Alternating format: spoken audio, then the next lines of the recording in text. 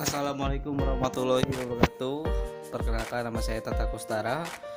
Saya di sini akan mengenalkan kembali tentang penggunaan aplikasi SIM Jakat untuk kegiatan Jakat Fitra nanti. Kalau kemarin kita sudah membahas pengenalan fitur-fitur yang ada di mode desktop atau mode laptop, kali ini saya akan menjelaskan fokusnya ada di Android atau mobile. Jadi Bapak Ibu di sini bisa lebih memahami bentuk penggunaannya.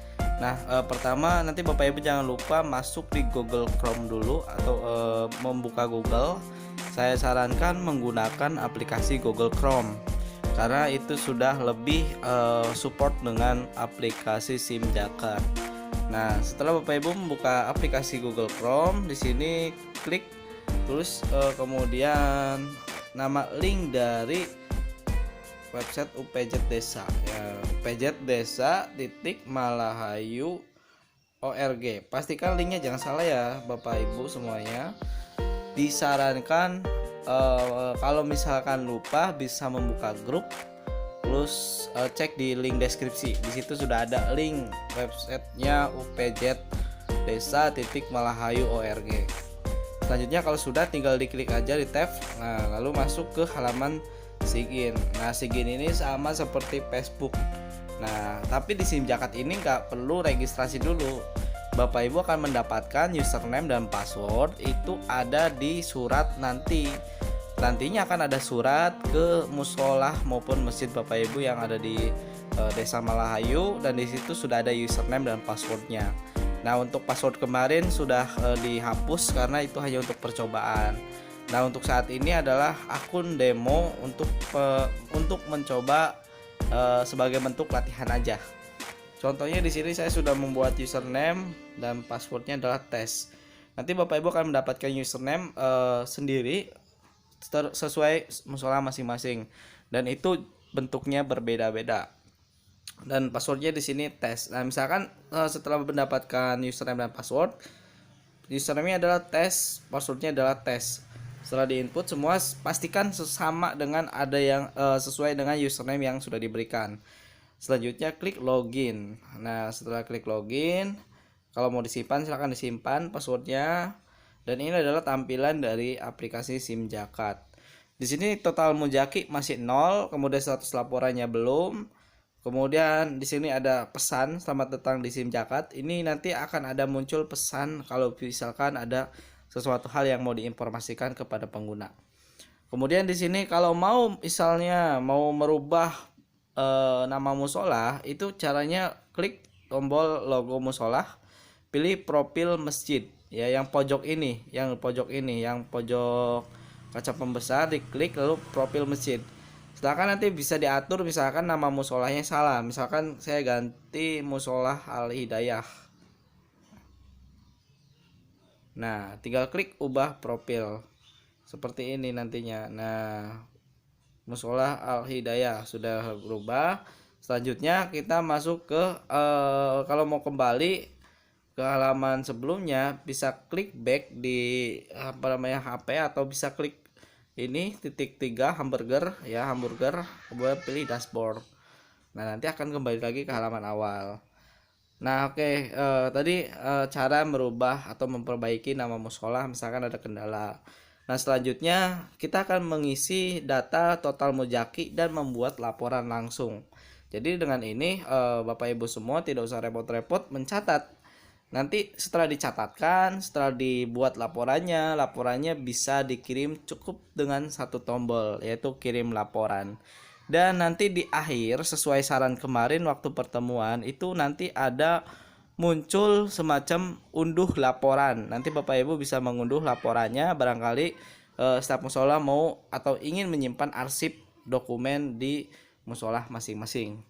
Baik, langsung saja. Cara untuk menambahkan data muzaki terlebih dahulu untuk menggunakan aplikasi SIM Jakat ini sangat mudah. Caranya klik titik 3 ini atau hamburger ini ya, logo hamburger. Lalu pilih fitur aplikasi, kemudian pilih penerimaan. Nah, penerimaan ini apa fungsinya? Ini untuk menerima data zakat yang diberikan dari para muzaki kepada dari setiap muzaki yang memberikan zakat. Misalnya saat pelaksanaan di sini ada yang mengirimkan zakat beras, yaitu namanya Tata Kustara, dengan jumlah keluarga ada 5 orang. Kemudian jumlah berasnya ada misalkan zakatnya beras atau uang, misalkan beras. Kita tinggal tambahkan aja, tambah beras. Nah, nanti akan masuk ke sini datanya. Kenapa ini tidak ada angka sesuai penjelasan kemarin? Kenapa ini angkanya tidak disebutkan, berasnya berapa, uangnya berapa? Karena kadang-kadang banyak sekali yang berzakat lebih dari ketentuan minimalnya. Misalnya harusnya berapa tapi melebihi dari zakat yang ditentukan. Kebanyakan seperti itu. Jadi nanti untuk masalah nominal itu dihitungnya di pembagian akhir. Kalau ini cukup menginputkan aja namanya siapa, kemudian jumlahnya berapa, berasnya berapa. Misal kejadian seperti ini, dalam satu keluarga ada yang mengirimkan zakat berbeda. Bagaimana caranya? Contoh dari Nana Wardiana misalnya mengirimkan ada anggotanya 5 orang, tapi 3 orang menyerahkannya beras, 2 orang menyerahkannya uang. Caranya gimana? Caranya cukup input 2 kali. Nana Wardiana 3 orang menyerahkan beras, tinggal tambah data. Kemudian Nana Wardiana jumlah 2 orang nambahkan uang. Ini misalkan dalam satu keluarga beda-beda. Cukup memanggil atau menulis kepala keluarganya saja. Misalnya seperti ini. Ya, ini kalau tapi kebanyakan biasanya sih seperti yang kita ketahui kan setiap zakat kalau misalkan satu keluarga beras semua. Kemudian uang semua. Biasanya seperti itu. Tapi tidak menutup kemungkinan kalau ada yang misalkan berbeda, atau misalkan ada 2 orang yang menggunakan beras, kemudian 3 orang menggunakan uang dalam satu keluarga, input namanya 2 kali tapi jumlah orangnya berbeda ya. Pastikan kayak gini contohnya. Misalkan lagi Nina keluarganya ada 2 orang menginputkan mengirimkannya beras. Kemudian 1 orang si Nina itu di keluarga sini ada yang menyumbang uang juga, nanti tinggal tambah data. Nah, ini nanti akan terekap otomatis di sistem ya. Oke, untuk saat ini cukup sampai sini dulu. Di sini sudah ada 5 jumlah mujakinya itu bukan nomor ini, bukan 5, tapi di sini sudah ada. Nah, jumlah orang nanti ini akan dihitung. Ada berapa? 13. Iya, 13. Nah, kalau misalkan Bapak Ibu cek di halaman ini yang hamburger tadi di dashboard, nanti jumlahnya akan menghitung secara otomatis. Ada 13 orang mujaki yang sudah memberikan zakatnya ke kita. Baik, selanjutnya kita akan membahas tentang fitur pembagian. Setelah kita melakukan pencatatan jumlah mujaki, yaitu di menu penerimaan, di sini selanjutnya kita akan menghitung pembagiannya. Nah, sebelum kita masuk ke menu pembagian, pastikan terlebih dahulu kita sudah mendata semua mujaki yang melakukan zakat. Biasanya bisa jadi dalam waktu misalkan 1 hari ini belum kelar, ya nanti diselesaikan dulu. Misalkan pendataan mujaki bisa sampai 2 hari juga bisa, tergantung jumlah penduduk yang melakukan zakatnya. Yang jelas sebelum data mujaki belum selesai, jangan langsung ke menu pembagian. Jadi menu pembagian ini dilakukan setelah pendataan mujaki ini telah selesai semua. Artinya sudah tidak ada yang melakukan penerimaan zakat lagi. Nah, selanjutnya setelah kita melakukan pendataan terhadap mujaki yang melakukan zakat, selanjutnya kita langsung menghitung ke pembagian. Ini digunakan untuk mengakumulasikan berapa sih pemberian atau pembagian yang akan diberikan kepada pihak fakir, miskin, kemudian amil dan fisabilillah, serta untuk UPZ itu pengiriman pembagiannya berapa, nanti akan terhitung dengan otomatis. Nah, di sini yang pertama masuk di total penerimaan beras. Nah, total penerimaan beras ini maksudnya apa? Jadi di sini Bapak Ibu melakukan penimbangan terlebih dahulu, jumlahnya sudah sesuai atau belum.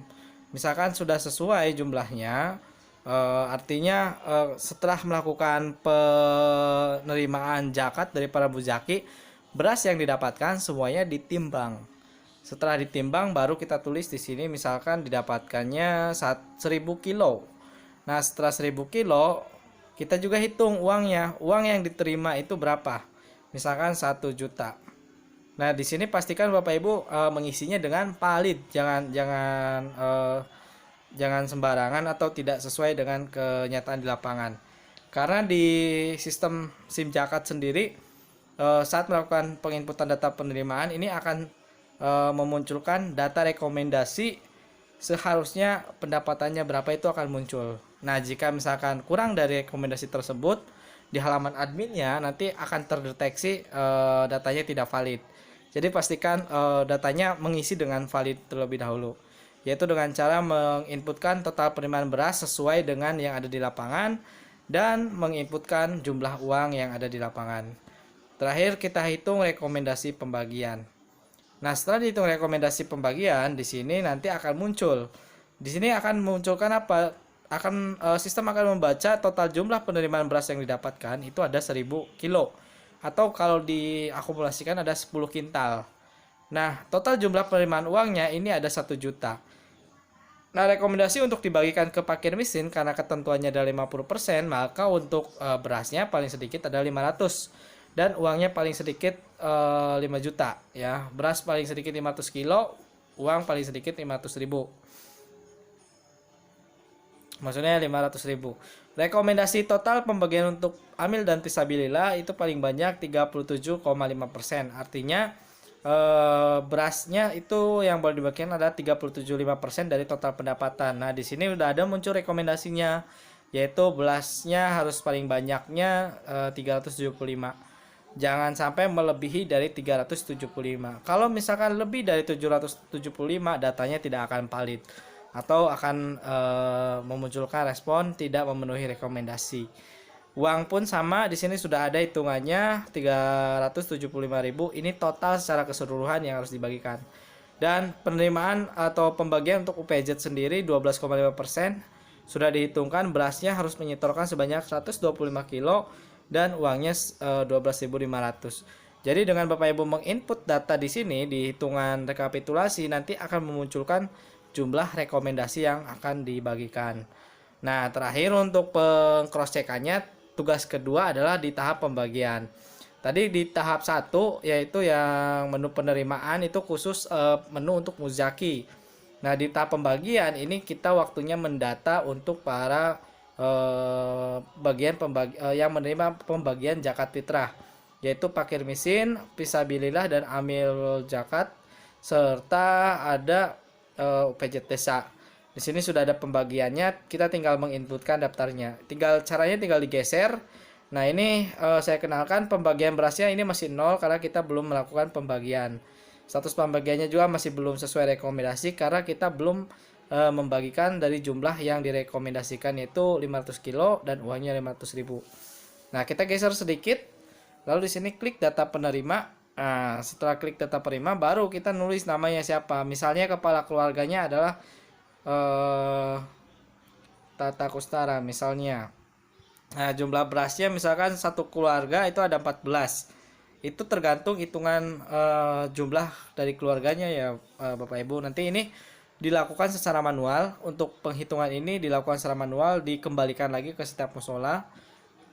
Hanya saja dengan ketentuan yang sudah disepakati waktu pertemuan, yaitu minimal paling sedikit untuk satu anggota kepala keluarga adalah 7 kilo, dan untuk di luar kepala keluarga atau anggota keluarga itu 2 kilo per kepalanya. Jadi nanti bisa disesuaikan jumlahnya.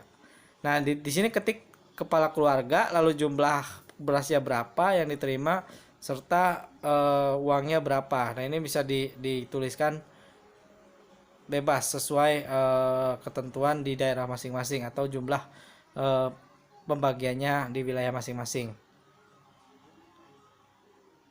Setelah itu tinggal tambah data terima.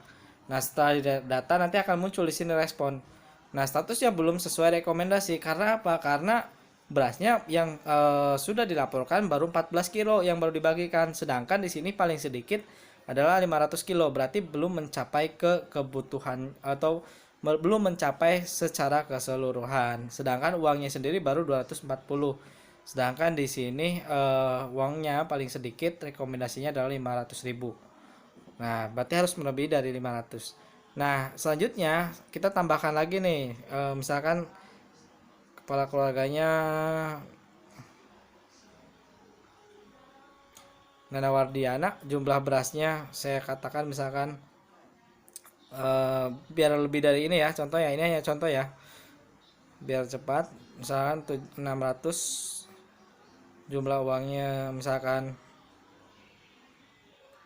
600.000 juga. Nah, ini hanya contoh. Jika datanya sudah melebihi, misalkan di sini ya. Nah, di sini yang sudah dilaporkan ya 614 kilo dan uangnya 840.000. Ini melebihi dari jumlah yang direkomendasikan, nanti statusnya akan jadi hijau. Artinya nanti dikatakan valid datanya.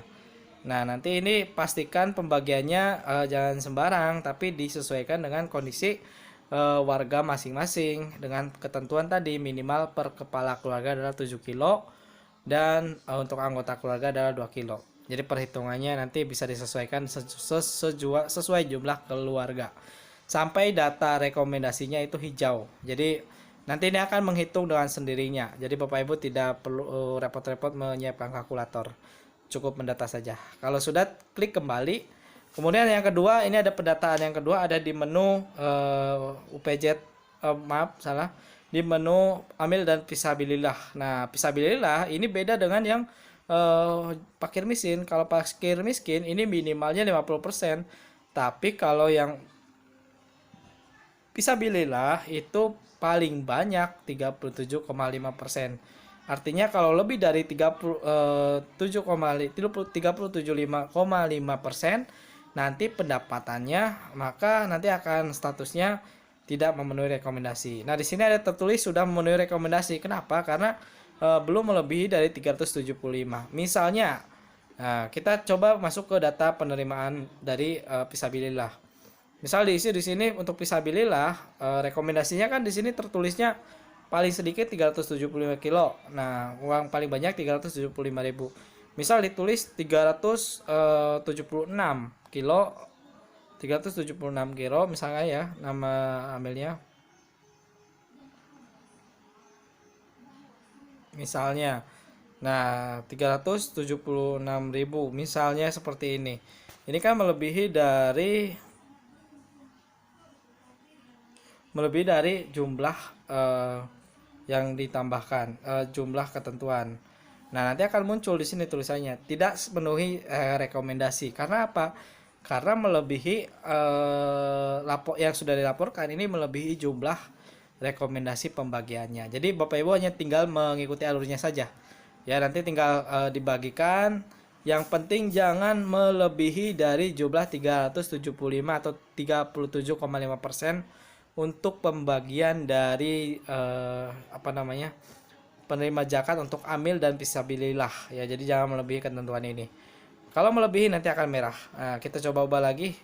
Misalkan jadi 345 misalnya. Nah, kalau kita ubah 345, maka seterusnya hijau karena belum melebihi dari jumlah ketentuan rekomendasi. Jadi Bapak Ibu tugasnya hanya menginput saja sekali lagi untuk pembagiannya. Lalu klik kembali. Nanti di sini akan secara otomatis hijau. Nah, di sini ada juga laporan untuk UPZ dan desa. Ini sudah secara otomatis akan munculkan yang harus diserahkan adalah 125 kilo dan pembagian uangnya adalah 125.000 dan statusnya sudah disetujui langsung. Kalau kita sudah melakukan pembagian, terakhir kita bisa cross check datanya, yaitu menu cek data. Nah, kita bisa ngecek nih validasinya benar nggak jumlahnya ada 13 orang. Nanti di sini akan muncul jumlah penerimanya ada 1 juta uangnya, kemudian berasnya ada 1000 kilo atau 10 kintal. Pembagian dan penyalurannya akan ketahuan baru 2 orang. Jumlah beras yang dibagikan ke fakir miskin akan dituliskan kembali di sini sesuai apa yang kita input. Nanti dicek lagi kalau sudah valid, sudah sesuai, maka masuk ke laporan zakat. Tapi kalau belum, silahkan diperbaiki di menu pembagian tadi. Nah, misalkan sudah sesuai, baru kita laporkan zakat. Nah, di sini yang perlu saya ingatkan, kalau misalkan statusnya belum laporan, ini berarti harus kirim laporan terlebih dahulu setelah memang semuanya selesai. Nanti ini akan masuk laporannya ke admin utama dari SIM Jakat ini. Nah, misalkan kita klik kirim laporan. Nah, misalkan Bapak Ibu sudah mengirim laporan, nanti akan muncul statusnya sudah laporan.